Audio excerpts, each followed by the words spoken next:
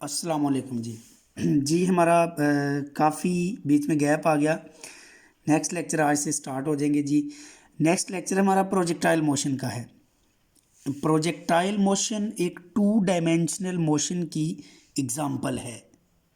तो इसको हम डिफाइन कर सकते हैं two dimensional motion under action of gravity. Two dimensional का मतलब है कि ऑब्जेक्ट ने एक वक्त में दो डायरेक्शंस में डिस्प्लेसमेंट कवर करने हैं, यानी अलोंग एक्स एक्सिस भी डिस्प्लेसमेंट कवर करना है, अलोंग वाई एक्सिस भी डिस्प्लेसमेंट कवर करना है। मसलन यहाँ पर एक फुटबॉल है, इसको किक लगाई जाती है और ये इस पाथ से मूव करता हुआ यहाँ पर आ जाता है। तो हम देखते हैं जब ये इस पाथ पर जा रहा था तो ये इस पॉइंट से राइट की तरफ भी शिफ्ट हो रहा है और हाइट भी गेन कर रहा है। तो राइट जाना ये है डिस्टेंस अलोंग एक्स एक्सिस और अपवर्ड जाना ये है डिस्टेंस अलोंग वाई एक्सिस। इन दोनों का जो सम है वो ये वाला डिस्प्लेसमेंट बन रहा है। एक्स और वाई के अलोंग दोनों में ये कवर करता हुआ आगे जा रहा है। ये प्रोजेक्टाइल मोशन की एग्जांपल है। तो इससे पता चलता है प्रोजेक्टाइल मोशन में एक वक्त में दो डायरेक्शंस में डिस्प्लेसमेंट है, दो डायरेक्शंस में वेलोसिटी होंगी, दो डायरेक्शन में एक्सेलरेशन होंगे।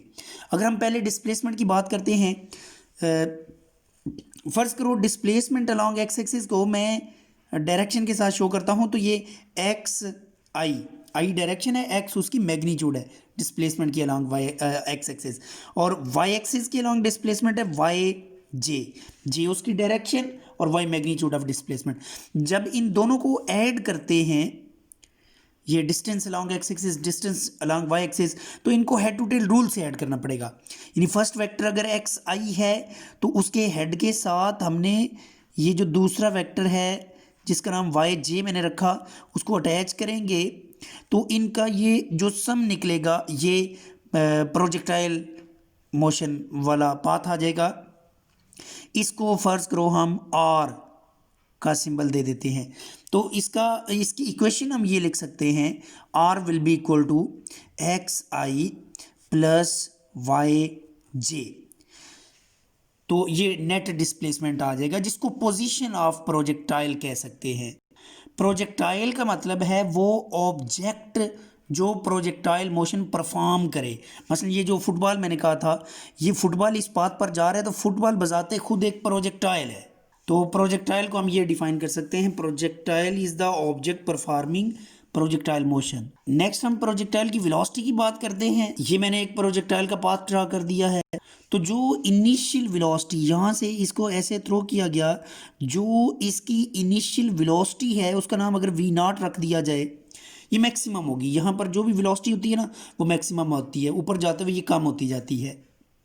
इस वेलोसिटी के भी दो कंपोनेंट्स हैं, एक वो जो इस ऑब्जेक्ट को राइट की तरफ लेकर जा रही है वो है वेलोसिटी अलोंग एक्स एक्सिस, उसका नाम मैं रख सकता हूँ वी एक्स। दूसरी वेलोसिटी है जो इसको हाइट अटेन करवाती है, इस वेलोसिटी का नाम रख देता हूँ वी वाई। इन दोनों का जो सम होगा वो वी नॉट होगा। इन वेलोसिटीज़ को ऐड करने का रूल भी वही होगा, हेड टू टेल रूल। यानी अगर मैं वी वाई की टेल को वी एक्स के हेड से जोड़ देता हूँ, इस तरह ये वी वाई है, तो हमें टोटल वेलोसिटी वी नॉट मिल जाएगी। और इसका फार्मूला लिखना चाहेंगे तो वी नॉट का फार्मूला ये बनेगा, वेक्टर फॉर्म में तो इस तरह लिखेंगे कि वी एक्स और इसकी डायरेक्शन साथ लिखेंगे आई, प्लस वी वाई और इसकी डायरेक्शन साथ जी आ जाएगी।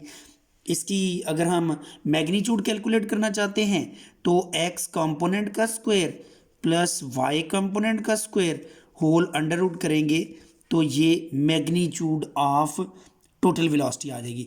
इसमें से अगर हम इंडिपेंडेंट बात करें, एक्स एक्सिस की वेलोसिटी को अलग और वाई एक्सिस की वेलोसिटी को अलग, तो याद रखो एक्स एक्सिस के अलोंग जो मूवमेंट है प्रोजेक्टाइल मोशन की, उसमें एयर रेजिस्टेंस को हमने ज़ीरो माना हुआ है, तो कोई ऐसी फोर्स नहीं है अलोंग एक्स एक्सिस जो इस ऑब्जेक्ट को प्रोजेक्टाइल को स्लो करवा सके या फास्ट करवा सके। वो जो फोर्स लगती है ग्रेविटी की वो अलोंग वाई एक्सिस है, तो वाई एक्सिस की वेलोसिटी तो कम ज़्यादा हो सकती है प्रोजेक्टाइल के पाथ में, लेकिन एक्स एक्सिस के अलोंग कोई फोर्स नहीं लग रही, कोई फोर्स इसको इधर नहीं लेकर जा रही। ना ही वापस खींच रही है। तो इसलिए जो एक्स एक्सिस की वेलोसिटी होगी वो फिक्स होगी। जितनी यहाँ पर एक्स एक्सिस की वेलोसिटी उतनी यहाँ पर, उतनी इधर, उतनी यहाँ पर भी उतनी, इधर भी उतनी और इधर भी उतनी। मैं अगर एक वेलोसिटी की मैग्नीट्यूड को कोई एक वैल्यू देता हूँ, फर्ज करो वी एक्स की वैल्यू 3 मीटर पर सेकेंड है, तो यहाँ पर भी ये 3 मीटर पर सेकेंड ही होगी, यहाँ पर भी वेलोसिटी 3 मीटर पर सेकेंड होगी, यहाँ पर भी वो 3 मीटर पर सेकेंड है, यहाँ पर भी, यहाँ पर भी। तो एक्स एक्सिस की वेलोसिटी पूरे पाथ में हर जगह पर सेम रहती है।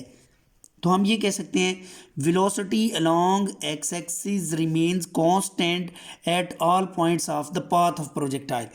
जो वाई एक्सिस की वेलोसिटी है उस पर नेट फोर्स लग रही होती है।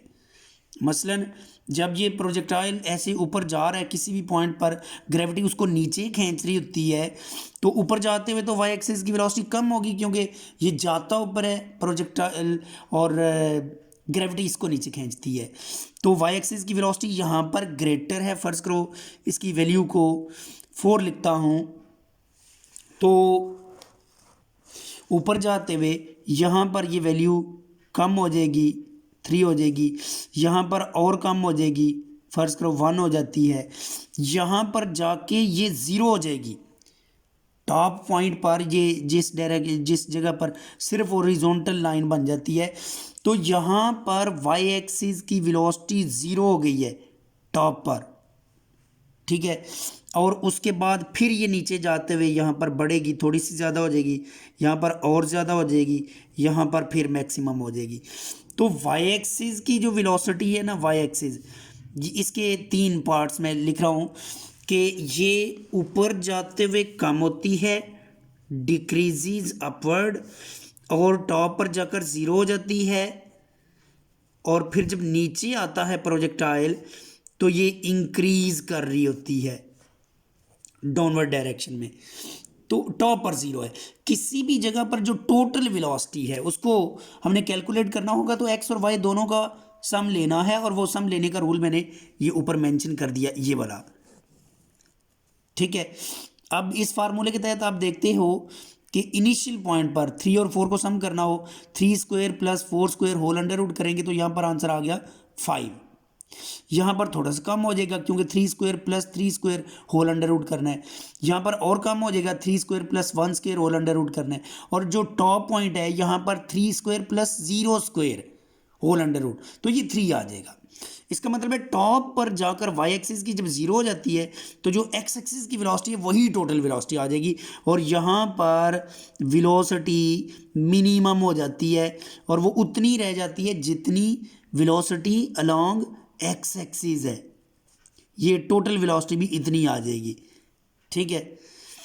और नीचे जाते हुए फिर बढ़ती जाएगी। मैक्सिमम इनिशियल पॉइंट पर होगी, और जहाँ पर इसने दोबारा ग्राउंड को हिट करना है, जिसको लॉन्चिंग पॉइंट भी कह सकते हैं, तो लॉन्च वाले पॉइंट पर मैक्सिमम है, इनिशियल पॉइंट पर मैक्सिमम है, टॉप पर ये मिनिमम है टोटल वेलोसिटी।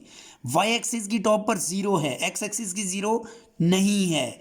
जब भी 2 डायमेंशनल मोशन में आपको एक्स और वाई डायरेक्शंस के कंपोनेंट्स गिवन होंगे, आप उनको सम करके टोटल क्वांटिटी लिख सकते हैं। जिस तरह मैंने डिस्प्लेसमेंट में लिखा x i plus y j को ऐड करेंगे आर बनेगा, और v x i plus v y j करोगे तो टोटल वेलोसिटी वी नॉट बनेगी किसी भी जगह की। जी अब आते हैं ट्रेजेक्ट्री। प्रोजेक्टाइल की ट्रेजेक्ट्री क्या होती है? ट्रेजेक्ट्री कहते हैं पाथ ऑफ प्रोजेक्टाइल को। इसकी डेफिनेशन है पाथ। तो पाथ जो प्रोजेक्टाइल का होगा, इसकी शेप याद रखो, प्रोजेक्टाइल के पाथ की शेप होती है पैराबोला। पैराबोलिक जो शेप होती है वो, ये जो ऊपर मैंने 2 डायग्राम्स बनाई है ना, ये वाली शेप पैराबोला शेप कहलाती है। ये वाली भी पैराबोला शेप है। और अगर आप इसको, पैराबोला बेसिकली एक इक्वेशन को सेटिस्फाई करने वाली कर्व होती है। पैराबोला की एक इक्वेशन है, उस इक्वेशन को जो कर्व सेटिस्फाई करे उस कर्व को पैराबोला कहते हैं। और ये दोनों ऊपर वाली कर रही होती हैं। जो प्रोजेक्टाइल है ना, उसका पाथ पैराबोलिक इक्वेशन को फॉलो करता है। चाहे उसको किसी हाइट से आप थ्रो करते हैं या ग्राउंड से थ्रो करते हैं। मसलन अगर आप यहाँ से, एक हाइट है, यहाँ से ऑब्जेक्ट को ऐसे थ्रो करते हो और ये ऑब्जेक्ट ऐसे ग्राउंड पर आता है, तो ये भी पैराबोलिक पाथ है। ये हाफ पैराबोला नहीं है, पैराबोला ही है। ये भी उसी क्वेश्चन को फॉलो कर रहा होता है। अच्छा, अब इसमें ट्रेजेक्ट्री की इक्वेशन हमने ड्राइव करनी है, equation of trajectory of parabola projectile. जी, टाइम को बचाने के लिए मैं बुक से ही ये करवा रहा हूँ। ये बुक है mechanics and waves oscillation, paper है बीएससी और कलीम अख्तर की लिखी हुई बुक है। इसमें अगर हम ये टॉपिक निकालते हैं 73 पेज पर, equation of trajectory of projectile, इसमें देखो बेसिक कॉन्सेप्ट जो दिया हुआ है स्टार्ट में कि एक्स कंपोनेंट वेलोसिटी का फार्मूला होगा V X is equal V nought cos theta, V Y का वी नॉट साइन थीटा। जिस तरह एफ एक्स होता है एफ कॉस थीटा और एफ वाई होता है एफ साइन थीटा, बिल्कुल उसी के मुताबिक एक्स और वाई कंपोनेंट का फार्मूले लिखे हुए हैं। इन दोनों को ऐड करेंगे, ये टोटल वेलोसिटी बन जाएगी और वी एक्स की वैल्यू पुट कर दो, वी वाई की वैल्यू पुट कर दो, तो ये वेलोसिटी का कंप्लीट फार्मूला बन जाएगा वेक्टर फॉर्म में। उसके बाद ये पोजीशन का फार्मूला लिखा हुआ है r is equal to x i plus y J.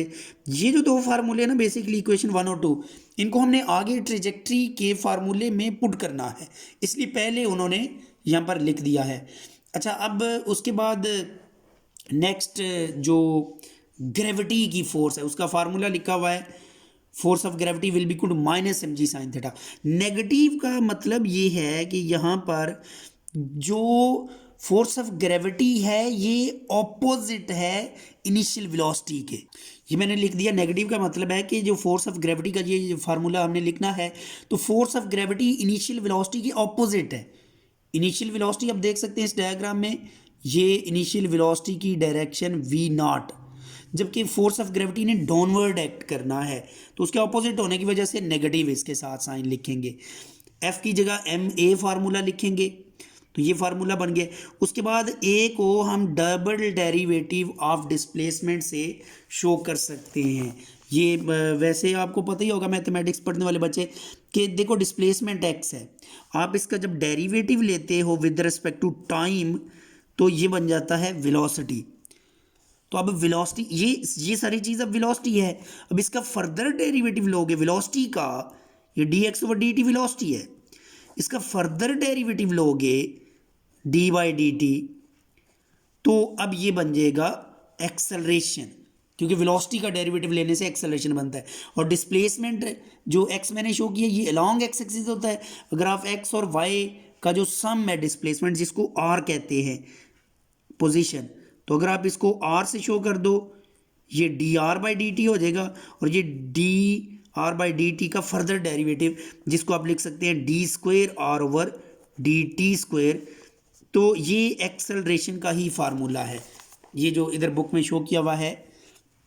Acceleration की जगह D square R over D T square equal to minus M G, M जो मैथ्स था वो कैंसिल कर दिया गया, बाकी एक्सेलरेशन की जगह ये लिख दिया गया।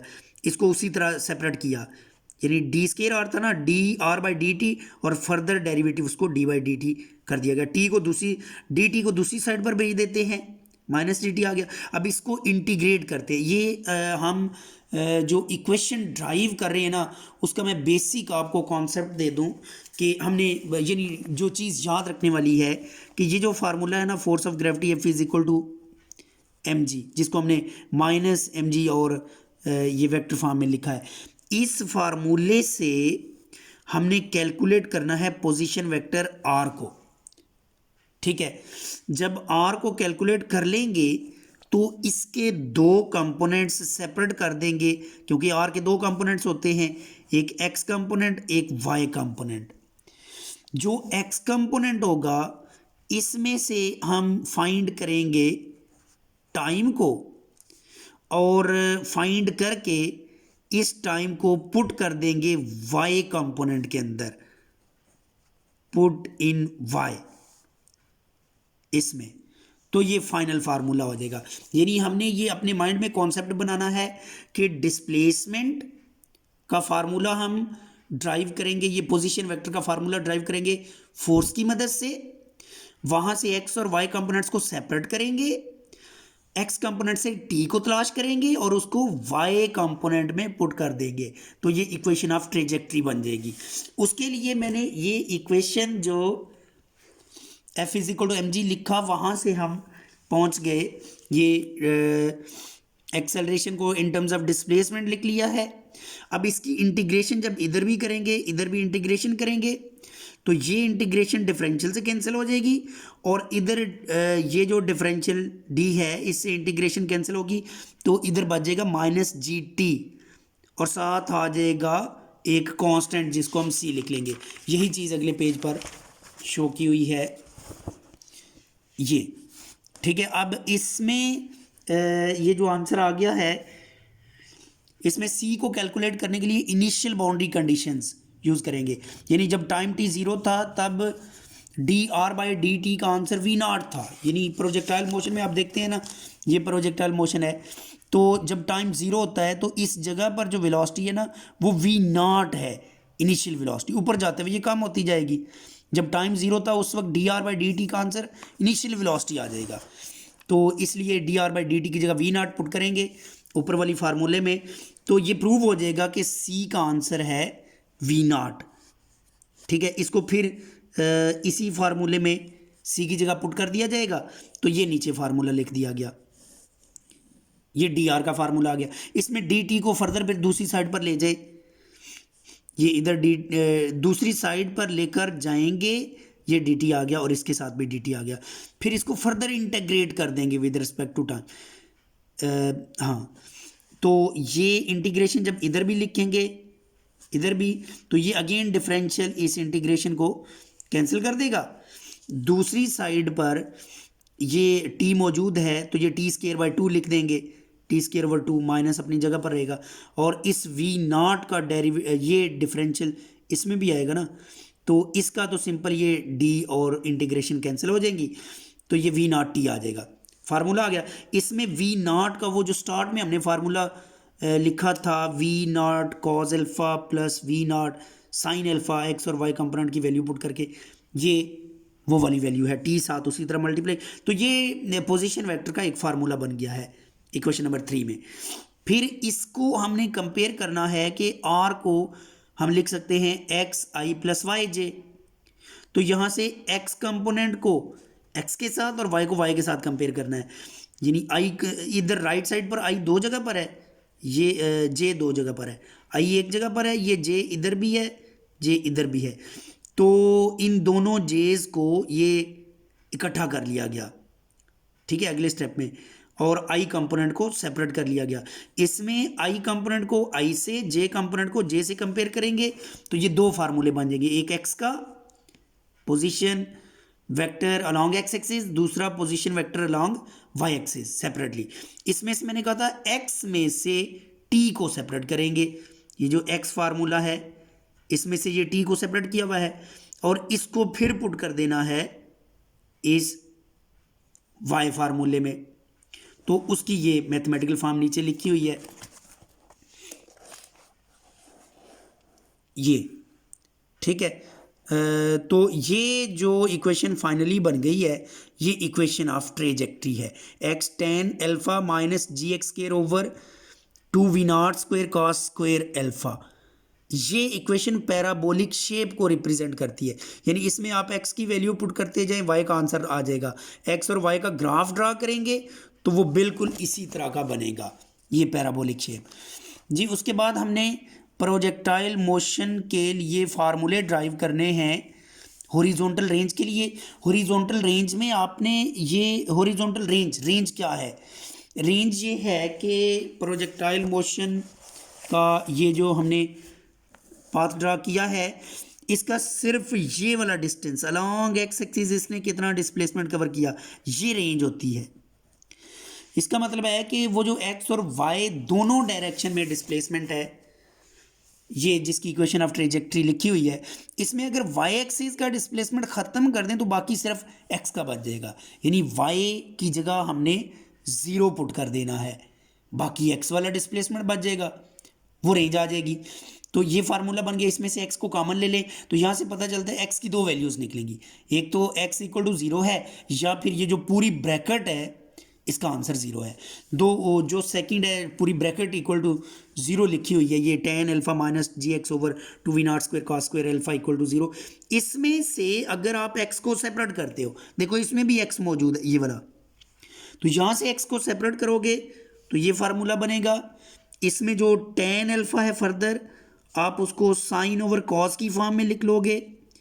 तो अगले स्टेप में फिर एक कॉस स्क्वायर अल्फा को कैंसिल कर देगा, बाकी जो बचेगा ये 2b अटैच कर देंगे कॉज और साइन के साथ, तो ये 2 साइन अल्फा कॉज अल्फा की जगह साइन 2 अल्फा लिखा जा सकता है।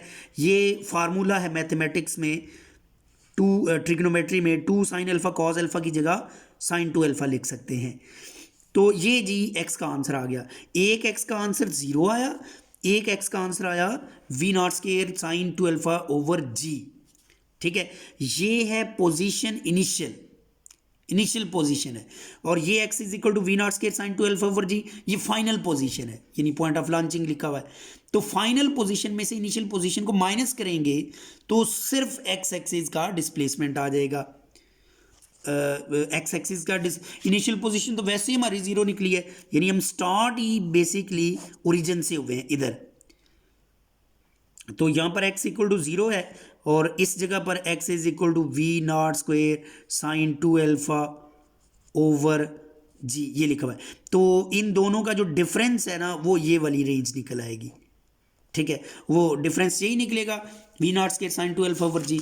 फिर उसके बाद है range of projectile will be maximum. ये कंडीशन देखें, देखो ये मैथमेटिक्स में कंडीशन होती है कि अगर किसी क्वांटिटी का, किसी वेरिएबल का डेरिवेटिव को ज़ीरो पुट कर दें तो मैक्सिमम क्वांटिटी की कंडीशन आ जाएगी वहां पर।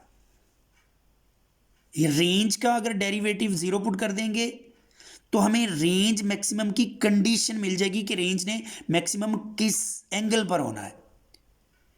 तो इसका डेरिवेटिव ज़ीरो पुट किया, रेंज की value v0 sine 2 alpha over g जो अभी हमने कैलकुलेट किया उसका derivative with respect to alpha लेंगे ज़ीरो।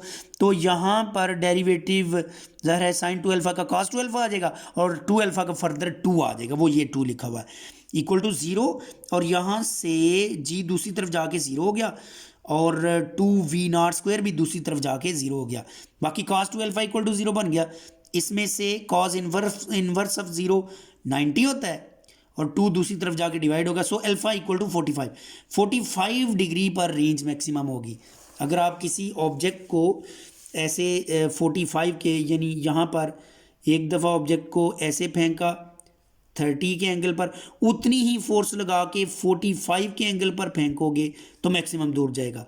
30 पर यहाँ पर गिर जाएगा, 40 पर मैक्सिमम दूर गिरेगा। और अगर एंगल आपने 45 से भी ग्रेटर कर दिया है तो फिर नज़दीक गिरेगा। तो ये जो डिस्टेंस है ना ये 45 पर मैक्सिमम होगा, इसको रेंज कहते हैं। उसके बाद है time of flight. Time of flight के लिए ये जो वाई एक्सिस का डिस्प्लेसमेंट निकला था, वाई कंपोनेंट आर का जो फार्मूला हमने ड्राइव किया था ना उसमें सिर्फ वाई कंपोनेंट वाला, उसमें से आप अगर उसमें वाई की वैल्यू ज़ीरो पुट कर देंगे तो ये टाइम बन जाएगा। कैसे देखें, ये प्रोजेक्टाइल मोशन है ना, ये उसका इनिशियल पॉइंट है, ये फाइनल पॉइंट है। अगर आपको वाई एक्सिस का फार्मूला मौजूद है, ये इनिशियल और फाइनल पॉइंट को हम देखते हैं। फाइनल पॉइंट पर जाकर हाइट ज़ीरो हो गई है, तो इनिशियल पॉइंट से फाइनल पॉइंट तक जब आएंगे और हाइट उसमें ज़ीरो कर दे, यानी वाई एक्सिस का डिस्प्लेसमेंट ज़ीरो कर दे, तो हमें इनिशियल से फाइनल तक का टाइम मिल जाएगा। तो ये जो इक्वेशन थी इसमें वाई को ज़ीरो किया, यहाँ से टाइम को सेपरेट किया, तो ये टाइम का फार्मूला ड्राइव हो गया। ये टोटल टाइम है यहाँ से यहाँ तक का 2v0 साइन अल्फा ओवर जी। अगर सिर्फ यहाँ तक का टाइम चाहते हो तो ये हाफ हो जाएगा, ये v0 साइन अल्फा ओवर जी हो जाएगा। ये है t/2, ठीक है, इधर तक का मैक्सिमम हाइट तक का हाफ टाइम है, टोटल टाइम है 2v0 साइन अल्फा ओवर जी। उसके बाद मैक्सिमम हाइट का फार्मूला ड्राइव करना है, तो उसके लिए फिर यही कंडीशन है, ये जो फार्मूला था y is equal to v0 sine alpha minus half gt²। आप मैक्सिमम हाइट चाहते हो तो मैक्सिमम हाइट जहाँ तक है ना, इसमें इस जगह तक का टाइम पुट कर दे। इस जगह तक का टाइम ये ऊपर मैंने लिखा है वो v0 साइन अल्फा ओवर जी बन जाएगा, 2v0 नहीं होगा।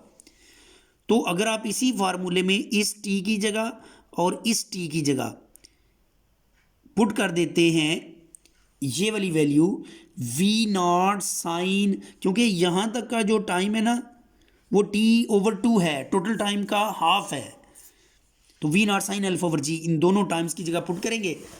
अगले पेज पर ये डेरिवेशन मौजूद है, ये भी वैल्यू पुट की, ये भी पुट की, तो यहाँ से ये क्लियर है कि ये तो साइन अल्फा मिलकर साइन अल्फा स्क्वायर हो जाएगा, साइन स्क्वायर अल्फा, और यहाँ से बी स्क्वायर ओपन करेंगे तो ये एक जी इससे कैंसिल होगा, तो ये नहीं, ये फाइनल आंसर बनेगा वी नॉट, ये वी नॉट मिलकर वी नॉट स्क्वायर हो गया साइन स्क्वायर अल्फा ओवर जी, माइनस भी यही बनेगा, ये जी और जी स्क्वायर कैंसिल होंगे, तो ये v not square sine square alpha over 2g, इसमें ये 2 मौजूद है, तो इनमें से v not square sine square alpha over g को कॉमन ले लें, v not square sine square alpha over g को कॉमन ले लें, तो ये 1 - 1/2 ब्रैकेट में आ जाएगा, 1 - 1/2 का आंसर 1/2 ही आएगा, तो फाइनली आंसर ये आ जाएगा